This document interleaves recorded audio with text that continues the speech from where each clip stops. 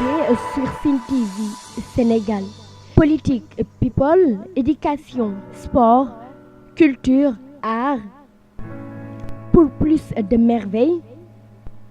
abonnez-vous sur Sen TV Sénégal. di leen sargal waaye di sant nag suñu président Mame Adama Ndour ndax lépp nag Ndour Waly Mbégane moo ko waral ndax dañoo àndoon ak moom 2014 campagne ne dañoo bëgg a jot mairie bi mu diggee ci jigéen ñi teg tànkam fi chef de l'État teg tànkam ndax le président de la République son excellence monsieur Macky Sall dès son accession au pouvoir a pensé à ces braves dames mu ne na jigéen ñi am AGR nañu am activité génératrice de revenus nañ leen financer nañ leen appuyer Mame Adama nga ñëw teg 5 250 sur la table nga ne jigéen ñëpp laa ko jox sans distinction ne dinaa leen accompagner ak formation dinaa leen jàppale nga def ko ñu nekk suñu première phase en 2014 en 2018 ñu nekk suñu 7e phase ñu invité la nag di la honorer di la won ne ñun kat kontaan nañ ci yow man en tant que gérante de la structure laay wax parce que man je le prends comme un bailleur qui a injecté ses fonds comme ressources affectées au sein de notre administration. Donc je parle au nom du conseil d'administration. Tu as tout le mérite à notre niveau parce que vraiment da nga renforcer suñu activité da nga ñoo booleeg jigéen ñii ma ànd ak ñoom di la jàppale politique te sonaluñ ñu maa ngi leen di féliciter kenn ku ci ne di ko teg ci seen jëwrin yi mu jag ko ci seen loxo ndax jigéen bu ci ne bu jëlee fond bi ak nu mu mën a def nu mu mën a massifier dina ko massifier nu mu ko mën a rembourser dans les délais mi ngi koy rembourser ba fond bi tey ku la joxoon 5 250 000 tey jii ñu am 6 250 000 et plus ça veut dire que fonds bi généré na ay intérêt sagam de ressources affectées la nag intérêt yi bailleur bi moo naan def leen ko nangam bi nu ko interpellé dane delloowaat naa ko ca jigéen ña.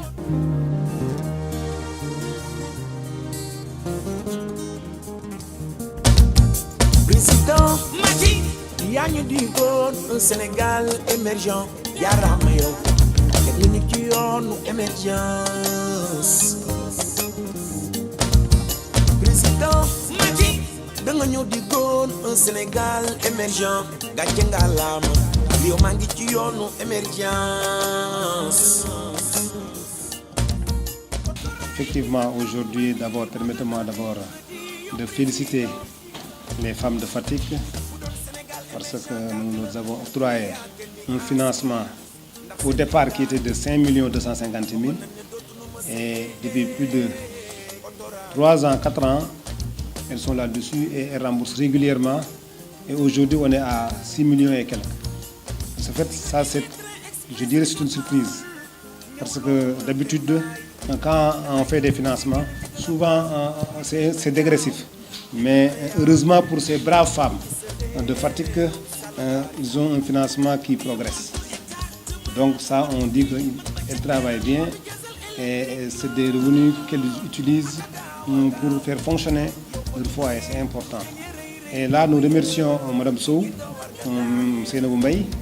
qui gère bien cet argent. Parce que c'est elle qui octroie les financements, c'est elle qui recourt avec l'appui de Mère Fatou Diouf Ndiaw. Donc, de ce fait, elles font du bon travail. Et cela dit, je remercie toutes les personnes qui travaillent autour de ma personne, et surtout les Madické, les Agne et autres. Aussi, nous remercions le président de la République, Macky Sall. Parce qu'en réalité,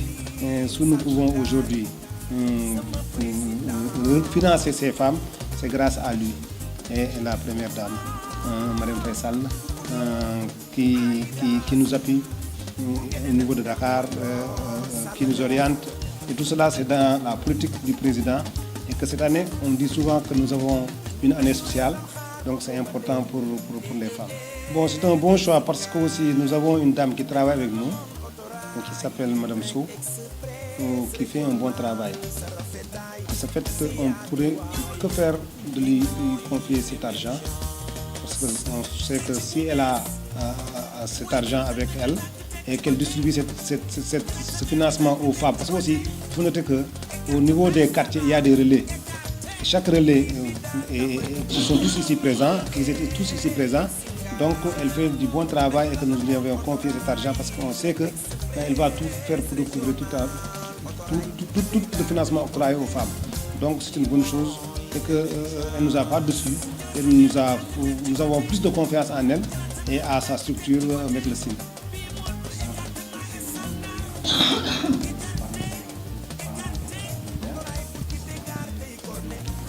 Effectivement, parce que aussi, vous savez, heureusement que le président Macky Sall a pensé à financer l'ensemble de la population du Sénégal en octroyant récemment 10 milliards, qui est le premier jet. Donc il y aura d'autres jets. De ce fait, en tant qu'acteur de développement et en tant que responsable politique ici à Fatick, nous ne pouvons faire que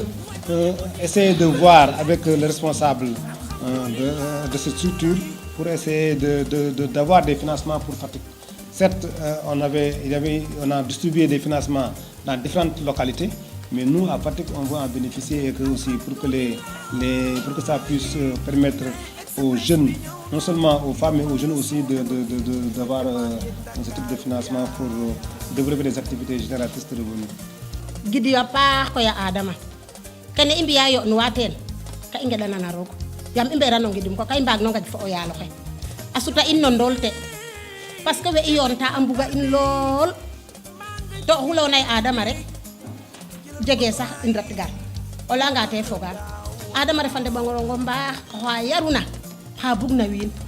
ne leytan ma ndiiki rek o fadangaan mbindum ande sax wiin na yokoorama yaam a bugo kiin rek a xesanga ba njang ka université ko fooga ye ɓok kanas o bipona boda sutooxayo wax deg den fop o mbaay maaga to o leng laace den dara ndax njangik yo gar mbaciid ten fa ande nama mbodu kaaga o kiin o paax waagun to wiin waaga ka da ñaananan xaye ku ta ɓaata nena ten rek xan rooga damtin yaam o kiin a anda ɓasil fo ɓeefonge sutuna a jangik financement fen ta cooxna in wax deg in way njala teen ngidma koy yita Mame Say fe waaguna lima xeɗan rooga xaƴin fo yiifum